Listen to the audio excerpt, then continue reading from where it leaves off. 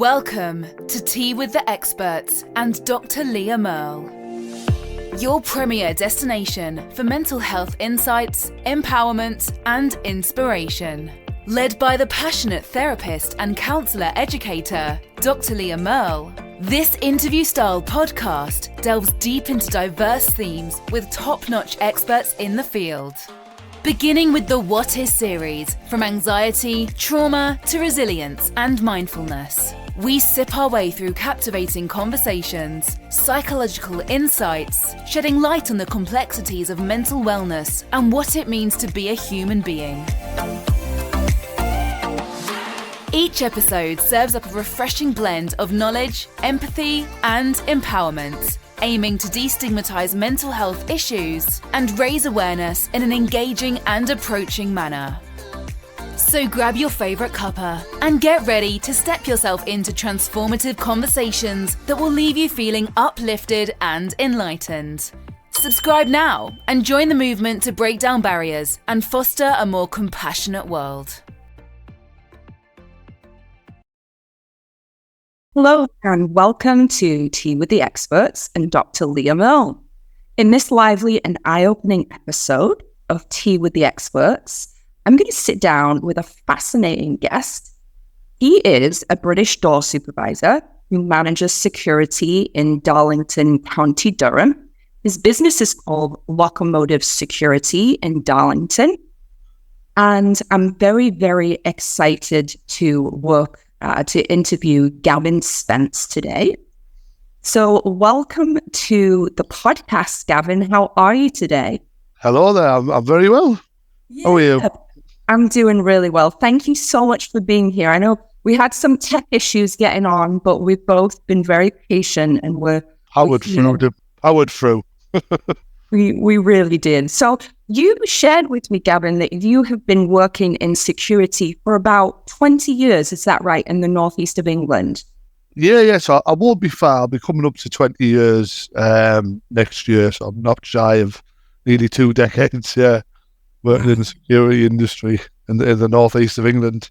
Yeah. And around there. So. And how did you get into it? Like, how did you get into building a business, Locomotive Security that you've got in Darlington? And how did you get into the field? Tell me a bit about. To be honest, I got into it by accident. I got into it. I was just turned 18 and I just wanted a little bit of pocket money. And basically, I was going into the town centre and I was speaking to a few of the security that were on the doors then. And to be honest, then it was a total different scene, the UK security industry. And they were saying, "Oh, you're quite a tall lad." So that's what they were looking for at the time, biggest kind of guys. And they were like, "Oh, you fancy going in for your badge?" And me and my friend at the time, who was basically started at the same time as me, was pretty much all the way gone through together. He was like, "Oh, we'll go for our badge, and it's just extra pocket money." And it turns out I've made a career out of it because I've been there pretty much ever since in some capacity or other. I've been in the security industry throughout the northeast, and the sort of business side of it happened again by mistake. I used to work at a hospital. I worked at a hospital for a long time. Did about 11 years as a porter at Darlington Memorial Hospital while I was studying for my degree and stuff. And all that time I was working there, I was also working on the doors on a weekend for like extra money. It was topping up our kind of my wage. And I left there in 2016 and took a big step to go work for a training provider that was running fitness courses at the time. And I went to work for them. And it was a big step for me because I'd stepped away from like guaranteed wages into the unknown of what a training industry that I didn't know a lot about. And basically, that company went under after about, let's say, 6-7 months. And I basically then thought, I'd seen what they were kind of doing. And I thought, do you know what, I could probably do this. And that's how I kind of ended up, me and my wife, she's the other business partner in Locomotive Learning. We both set up Locomotive Learning.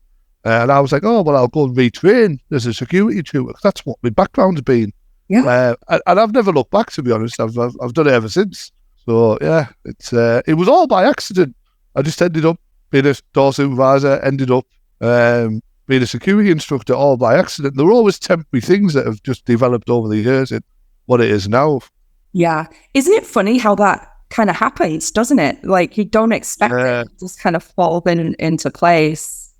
Yeah, definitely. I think everything happens for a reason, don't you? You've just got to play it by ear. I've always a firm believer in when there's something not going quite right, always have a backup plan. Always have something else that you're going to move on to, or have something else in your back pocket. And that was the door supervisor for me when I first started. It was a bit of pocket money. I always knew that I've got that in my back pocket. That'll save up to pay my car insurance or whatever else I was paying at the time. Training courses in, where I did my personal trainer course to get me to university. That was a level 3 course I used to get into university. So stuff like that. It's all stepping stones, and that's kind of how I ended up where I am today. Wow. And you must see it all. I mean, over 20 years, like 2 decades is a long time to be at a huge pop culture scene, right? So you must have seen it all. I've seen it all, and I've seen more. I've seen it all and more. It's definitely, when people, obviously I train people now, so I tell them, just be prepared to have your eyes opened.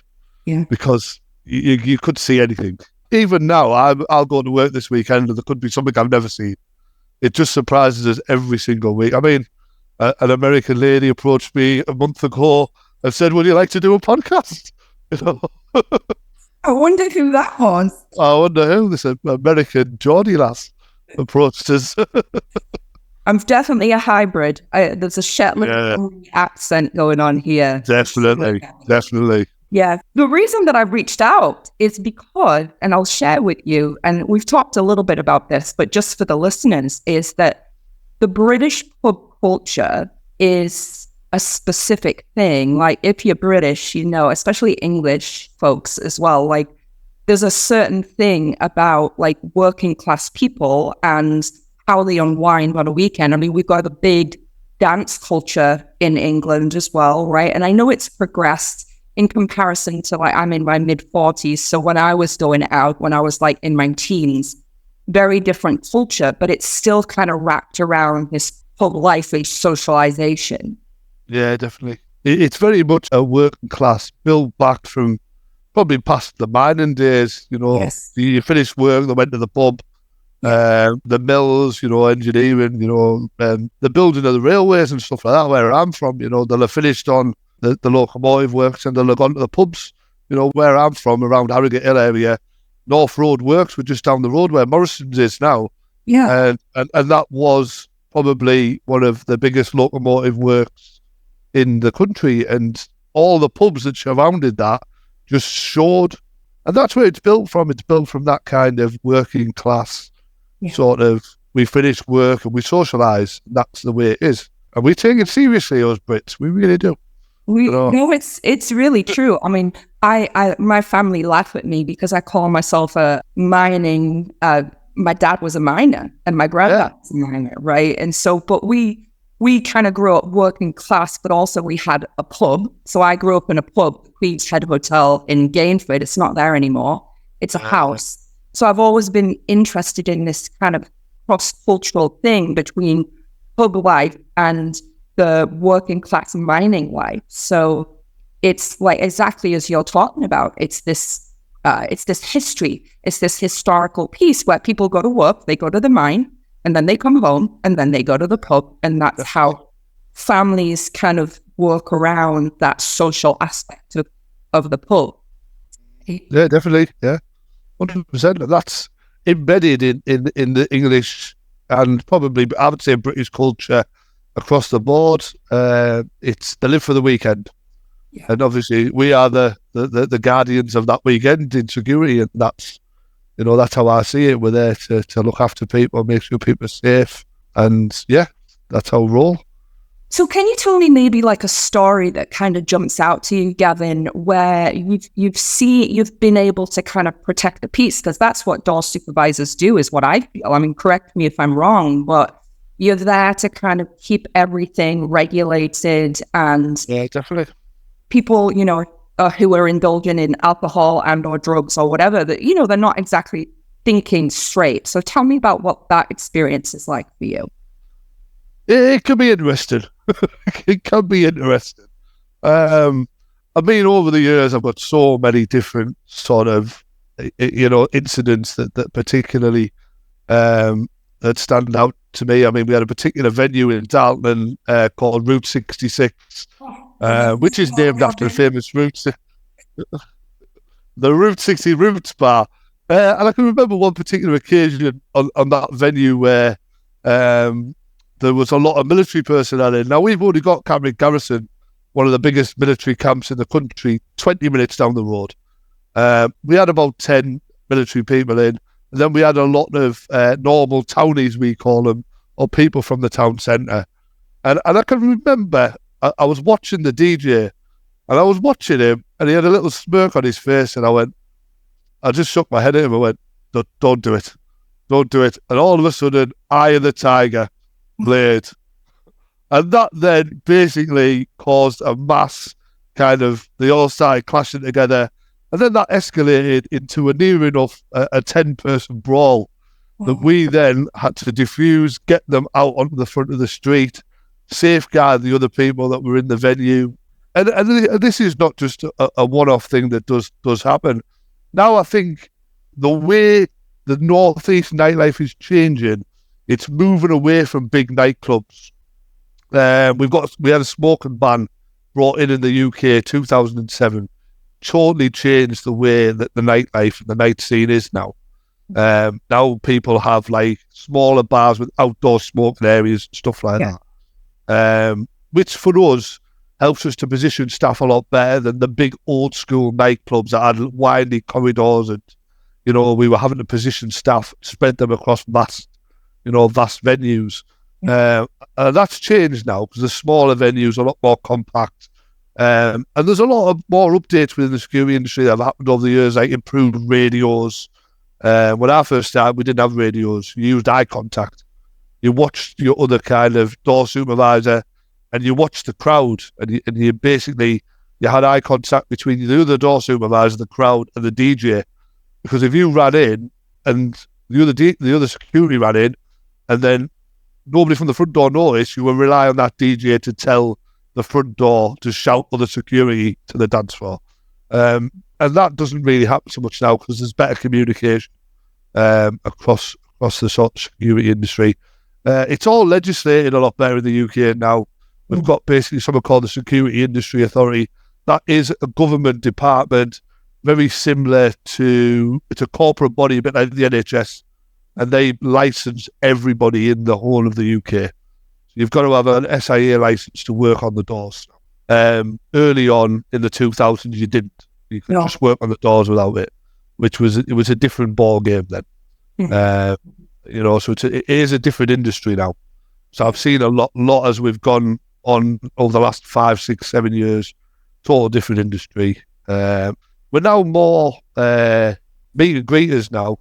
We're meet and greeting people, and we've got better relationships with licensing and stuff like that now from the police and stuff like that. Whereas years ago, that would never be. I was never the same thing. The police and door staff would often, be seen as enemies, so to speak. So, yeah, it's there's just some cases over the years. I just remember there's one guy in Hartlepool one night who stood there in boxer shorts, and he stood at the front door in his boxer shorts, and he could not comprehend as to why I would not let him in. And the fact that you don't meet the dress code was not enough for the man in his boxer shorts. But he wasn't getting the memo, Gavin. He was not getting the memo. He wasn't getting the memo at all. And he was like, "What's wrong with my attire?" Well, the fact that you're not wearing any. But you're half naked, maybe that. Half naked. Only in Hartlepool. Only in Hartlepool. But yeah.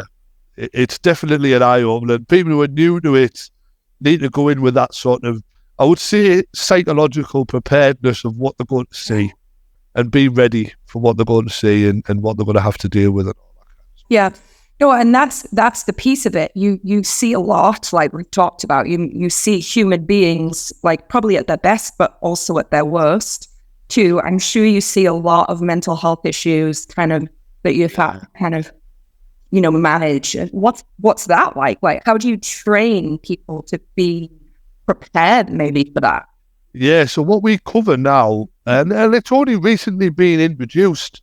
We cover a lot on psychosis and excited delirium and acute behavioural disturbance and all that kind of stuff, where people are going into psychotic episodes. And we look for the signs and symptoms. They're all taught now as part of the physical intervention unit, which is the restraint one, where they're going to have to get hands-on with people. They're all taught about looking for signs and symptoms of excited delirium. Are they showing high body temperature? Are they showing bizarre behaviour? Is there any kind of hallucinations, that kind of thing? Because obviously we know that potentially could lead to a medical emergency as well, with sort of heart difficulties and all that kind of stuff. We now reinforce that a lot more now as part of our internal training as well with our staff, reminding them about the fact of mental health episodes. People going into panic attacks as well. That's one of the biggest things we deal with a lot. People who have just drank too much, they've ended up by themselves, they're panicking a little bit, and you try to calm them down and explain to them that there is sort of pathways and that kind of stuff, for them in town centres, which there is now. You can pass way up to safeguarding marshals and all that kind of stuff now, and police, which, again, wasn't there, 10, 20 years ago. People went out and defended for themselves. Whereas now it's a lot safer night out, I would say, than, there's always going to be elements of quite high crime and stuff like that across the country. We're in the northeast of England. We're not in London, where it's probably a lot higher. I've done work in London, and it is a different ball game. You're preparing for knife crime, and the knife crime's a lot higher the further down the country you go. I've been at events where knives have been pulled on us and other security there, and that is something that happens further down the country. We're quite lucky in the northeast. It's not as apparent, or it doesn't happen as often as what it does down south. Touch wood, that sort of stays the same as that. You've got to be prepared for that, because obviously that'll have an impact on you, psychologically. Absolutely, it does. And then, how long, my question is, how long does it take you to train somebody else, like in your company? How does it, what's the training look like? What does the program look like? If somebody was interested in this line of work, how would they go about that? And what does that look like? Yeah, so basically what you get now is the SIA, which is the Security Industry Authority. They're the kind of the legislative side of the security industry. Yeah. They basically dictate to the awarding bodies what training is required now. So we have a basic framework of what they say, and what we deliver is a 7-day course initially, including 1-day first aid. So they have to do emergency first aid at work, which includes CPR, defibrillation, and then elements of vulnerability awareness and all that kind of stuff, where they're looking for people who've been spiked or drugged and that kind of stuff. Yeah. And then we cover the actual security topics, like working in the private security industry, working as a door supervisor, which covers all licensing law, because you have to have a basic understanding of licensing law to work on the doors now. And then the big key one, which is conflict management. You've got to be able to deal with conflict in a rational, balanced, and in an effective way. Yeah. And then the last one, which is physical intervention, which is the use of physical skills to remove people or defend ourselves against attack. But that's a basic training that the government give us, and we deliver that to our learners as locomotive learning. But as a security company, we then provide training to our staff as an annual basis to keep their skills up to date. Because you get a license to work in the security industry in the UK only lasts 3 years.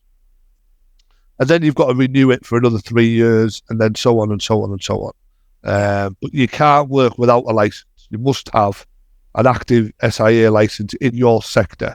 So the different sectors across the industry, like CCTV, door supervision, security officer, close protection, cash and valuables in transit, they're those guys that drive around with the trucks, fill up the cash machines, look like rioters. But yeah, they all have to be badged in each individual sector. You can only work in your sector depending on what course you've done. So it's totally different now compared to what it used to be. But there needs to be a lot more. I personally think there could be a lot more development on mental health for security staff and on vulnerability awareness. I know that we've just announced a refresher that the SIA have announced that comes in October this year that's going to bring a lot of that in. So they're going to bring in about vulnerability awareness, looking at vulnerable females and males on nights out. Yeah, looking at sort of what trigger factors would make them vulnerable, how do they look, what sort of body position, how are they behaving, that kind of stuff. Wow. Stuff that we're already doing and have been doing for a long time, but getting some sort of recognised training in it, so that we understand that's what we're looking for, and not so much just finding out what we're looking for, find out what to do when we find that. Where do they go? Where can we signpost them to? Because there might only be two of us on a door. We can't spend a lot of time dealing with it. We need to be able to go to the either pathways at the police or safeguarding pathways at the local council. And that's having that kind of setup speeds the process up. And it means we can do our job. The people are safe. We've referred them on to a safe pathway. And that's what we do now. You know, you'll have seen in the UK news last year and the sort of year before that spiking was rife across the country. I did. And there was a lot of media attention on it. And we increased our training in the awareness of it and in the kind of looking, not at just at the behaviours of the victims, but looking at the behaviours of the perpetrators and what they're doing and how they're behaving. Are they sober? You know, I'm not saying everyone who's sober is going to be a sexual predator, but there's certain stuff we can look at. And we need to look at, right, why are they behaving that way? Why are they approaching that group of females? Why they're trying to separate females or males from that group by themselves? And it's stuff like that that we can pick up on and we can act straight away and kind of stop it before it becomes a problem. Again, this didn't happen before. You know, 10, 20 years ago, I wouldn't have known that kind of training to look for that.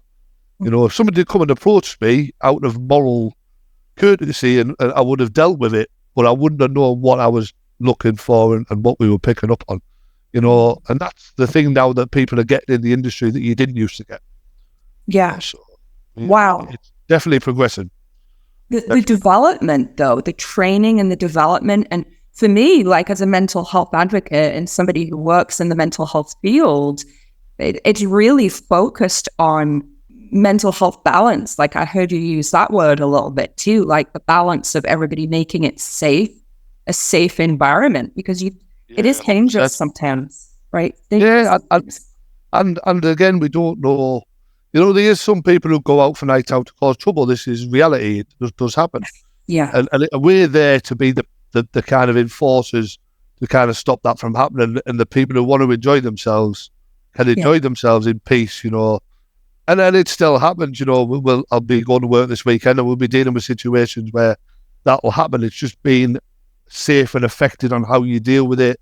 You know, team management, a lot of the time I'm restraining people now. A lot of the restraints that we use are all sort of non-pain compliant. There's no headlocks, anything like that. Because obviously a lot of years ago, that would have probably been the case. You know, that doesn't happen now. And if it does, it's in the minority because we're reinforcing and we're plugging the fact that shouldn't happen. You know, the George Floyd case in America, it just reinforced that massively. You know, them type of restraints and positional asphyxia. You can't be doing it. You know, you need to be looking at how to restrain people. Use arms and limbs rather than, you know, restraining anyone's airways in any way. And that's something, without training, people wouldn't know because they would just automatically go to that because they would have seen the old school staff doing that. And that's kind of how the industry's totally changed over the years, which is a massive positive thing. Now it's still got a long way to go, I think, but it's definitely on the way to where it needs to be. Yeah, absolutely. So you're talking about this resilience that you have to have and this certain training that you have to have where you train all of your, you know, your staff that work with you. But like, how to keep yourself calm in the moment? Like, and I know you've got a lot of great training, which is fantastic. But in the moment, like, what do you, like, what skills do you use? Yeah, you've just got to try and stay as rational as you can. And there will be times where people will get you heated. But you've got to try and stay as rational as physically possible and have an awareness of where you are and what you've got around you. Like, be aware you've got CCTV support from local council, police. in the town centre around you. Just be aware. And there will be a lot of people who we've got this sort of two persons that we train. One person's called the dancer, one person's called the lion. The dancer is a person stood in the middle of the road. They have no top on. They're shouting at you. They're going to burn your house down, all this, that, and the other.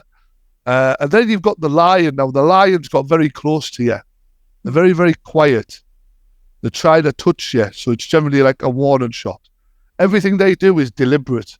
And I always try and teach them, go, out of them two people, who is the biggest threat? It's not the person stood in the middle of the road, because they're in the middle of the road wasting all of their energy. Your biggest threat is the person who's took the decision to come close to you. And it's how you react to that. And obviously having an awareness of, you might have to sort of create distance between you and that person for your safety and the other safety of the people around you. Don't even go towards the person in the middle of the road, because they are no threat to you. Yeah. They're just shouting. They're just letting off their own steam. That'll happen. It's when they choose to come close to you. And it's having a good set of team around you that understand that and know that you've got to stand your ground, and you're basically there to protect that door. If they come towards you, then you can react and be self-defensive.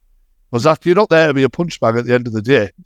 Absolutely. You've got a right to defend yourself. But yeah, don't ever go towards anyone. That's what we're reinforcing a lot more now. Them two type of people, the lion and the dancer.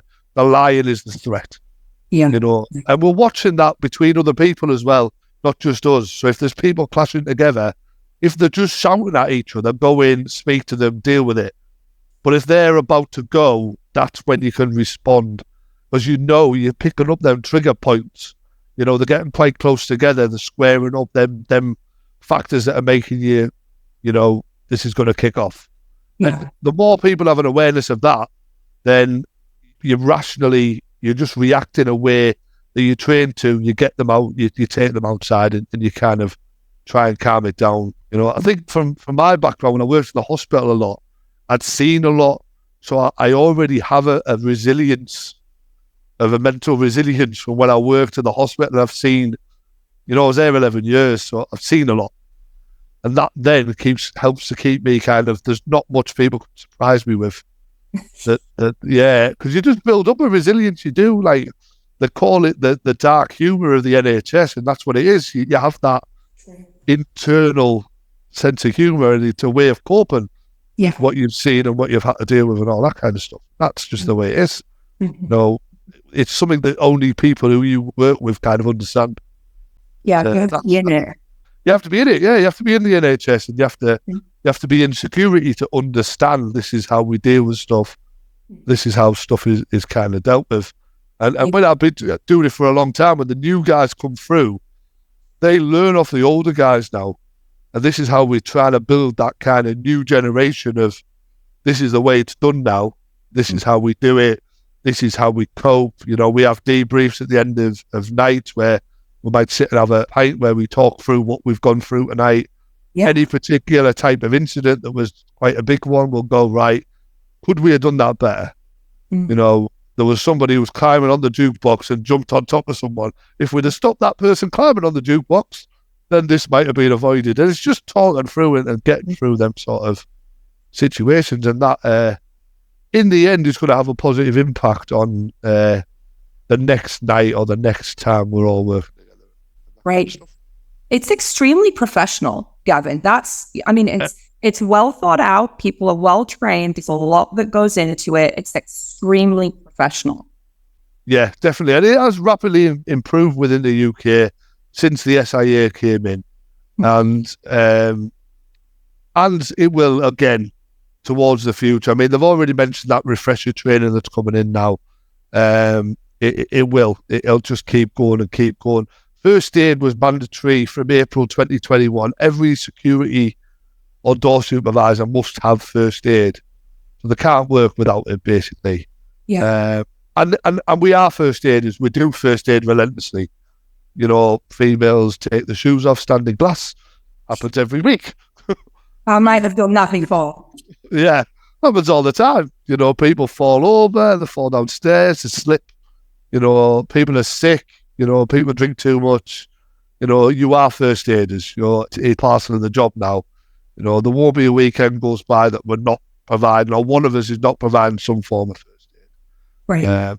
And having a good link together between the town centre and, Darlington, as a little town, has got a place called Number 40, and it's a vulnerability place where you can send people to. Unbelievable that for door supervisors, because it means then you've got that pathway. You've got somebody vulnerable. Taxis don't tend to take people who are absolutely polatic in the UK, because they'll be sick in the car and they'll lose the fare.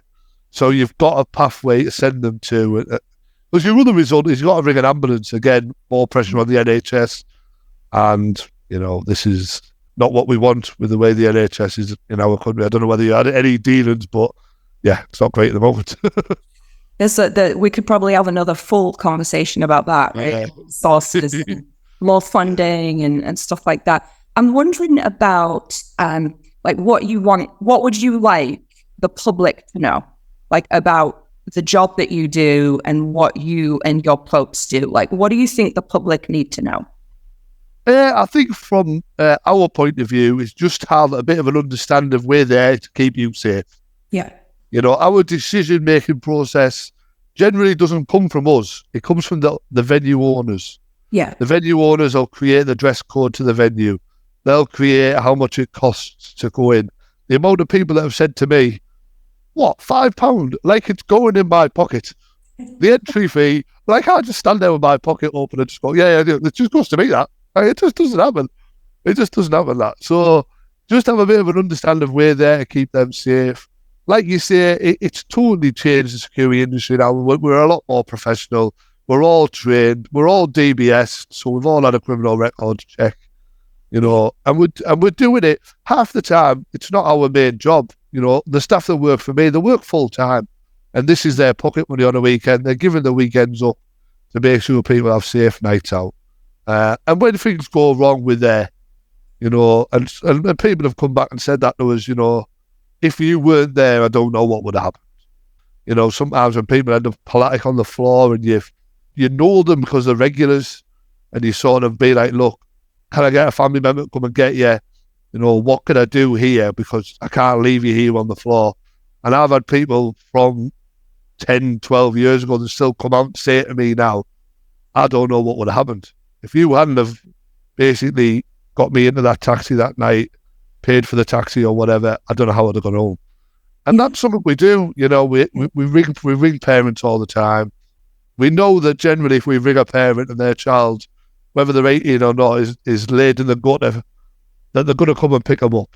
So we've made sure they're safe. Yeah. And just have a bit of from the public point of view, for UK public people, that they do see security as the fun police.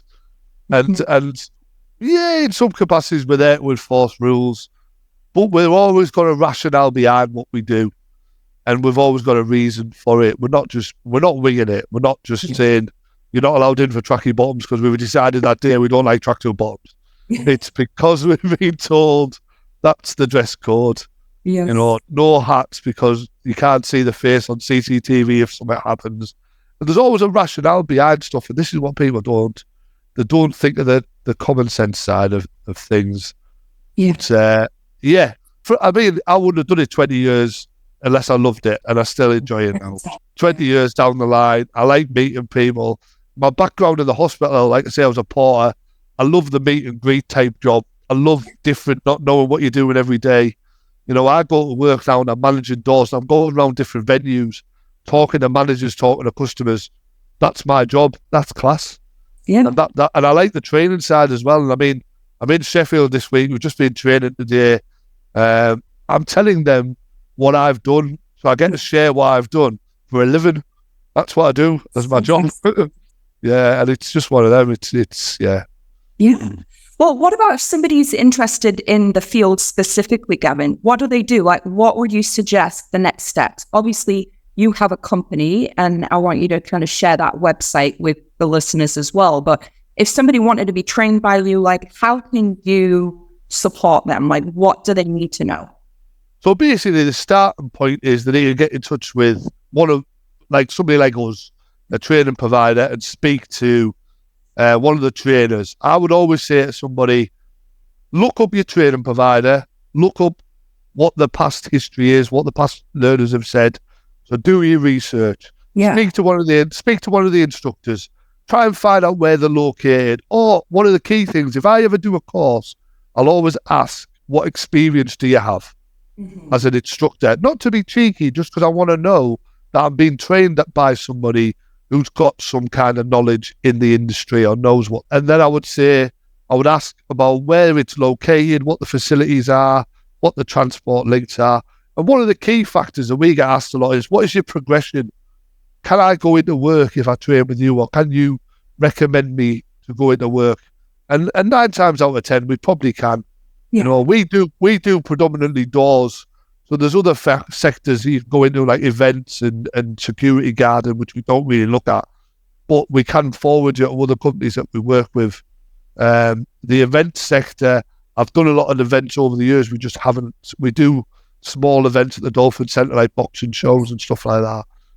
Hence why we were at the Darlington Legends show that we were just talking about. Yes, we were doing security at a show. And again, just doing what we do. To be honest, this is part and parcel of our job. We do boxing shows, do MMA shows. And we're there to make sure, again, the crowd's safe. You've got to change the way you do your job. If you're at a type of show like an MMA show, you've got to know that you're going to have an MMA type crowd. And you know that people are there, they're watching fight, and they're going to be fired up. So you again adapt your style of security to where you are. And that's the same in all aspects of security. If you're on a pub, a nightclub, you know, if you're working on a local Wetherspoons, you're still got to be switched on, but you're going to be heightened if you're at an MMA event, stuff like that. But yeah, just get them to come and ask questions. I would prefer somebody to ask and speak to me and find out what opportunities we've got or where they can go in the industry and what the progression points are. That's a key thing for me. What progression? If they ask me about progression, I'm like, this person is taking it seriously and they want to know where they can go. Once they've done the course, where can they go afterwards? Stuff like that. That's pretty much it, yeah. Wonderful. Is there any kind of final thoughts or anything that you want to share, that you want to kind of share with me today, Gavin? This has been so great. I've had fun. We've had fun over here since we started. Yeah, we got on. We got our technology issues out of the way. No, I think we've probably covered everything. Yeah. I've enjoyed it. Yeah. I want to thank you for what you do, because it really, what I hear is like, it takes a certain level of person to do what you do, a level of kindness and compassion, and then the learning that goes into it and the training regarding like the collaboration with the police and understanding first aid, understanding the mental health aspect, keeping yourself regulated amongst confrontation and conflict. Like, those are all super skills right there. It's one of them. Not everyone can do it, which I accept. It's one of them where if you naturally, you can develop it over time, but it's not for everyone. I've had door supervisors who've started and gone, and it's not for everyone, and that's fine. You know, if you can't sort of deal with that, you won't know you can't deal with it until you've done it. And that's what I say to people: you've got to experience it to know whether or not it's for you. I always say that the doors are addictive, and they are, because you want to do them, and you look forward to going to work. And if you ever don't do them for a few months, you miss them. And it's like, it's one of these kind of situations, and they sort of draw you back in, not to quote The Godfather, but they pull you back into them. And that's what it's like. That's what it's like. And that's why we all enjoy it. That everyone who I work with and works for me, this is why we enjoy it, and it's a camaraderie, almost like a military camaraderie. Yeah, that's what it's like. You know, we have staff nights out every now and again, and it is a camaraderie. And the team we've kind of built it down is predominantly a lot of the venues we have, and it's all a camaraderie between us, and we look after each other, and that's what you want. It is. Well, please thank all of the people that work with you for the service and the work that they do, because it's really important work, keeping people safe when they're out having a good time socializing, and it is part of the culture in England in particular. So yeah, definitely. No, but we take our drinking very, very seriously, us Brits. It's part of the culture, embedded within the British culture. Well, thank you for being here, Gavin. I really, really appreciate the conversation, and I'm sure I'll see you in Darlington very, very soon. How about that? Yes. I'll be there. Look forward to it.